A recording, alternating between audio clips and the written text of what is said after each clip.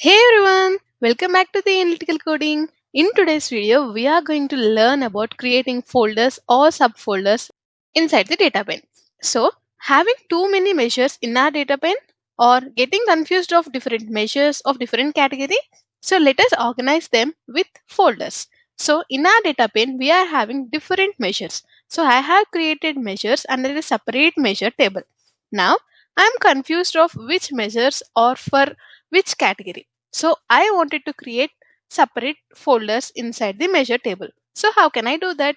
So let us go to the model view and just select the measure, and in the properties pane under the display folder, enter the folder name. So I am creating a sales metrics folder. So I have entered the name and clicked enter. And now you can see the sales amount is organized under a folder sales metrics. And if I want to add more measures, so I can select on shipping charges and again enter the same folder name like sales metrics.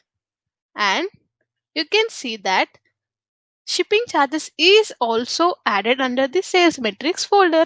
Now, I want to create a separate subfolder under the sales metrics so that I can add profit into that subfolder. So, for that, click on the profit measure and in the display folder, enter the sales metrics. So, that is our main folder which we want to display profit, and we have to click on backslash, and now we have to enter our subfolder name. Like I want to create profit margins. So this is my subfolder name. So the subfolder which I wanted to display, I need to enter the name of that subfolder after the backslash. So click on enter. And now you can see that profit measure is under a profit margin subfolder which is under the sales metrics folders. So in this way we can create folders and subfolders. So now let me create a separate folder for total orders, total quantity and units sold.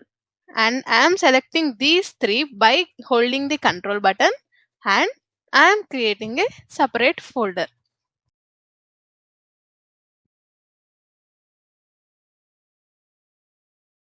And now you can see that we are having two folders under our measure table. And if I want to remove any of this measure from a particular folder, I can just click on that measure and under the display folder, just remove the folder name. And now you can see that total quantity is out of any folder. So in this way, we can easily create folders and subfolders inside our data pane. So if you found this video helpful, please do like, share and subscribe to my channel. Thanks for watching.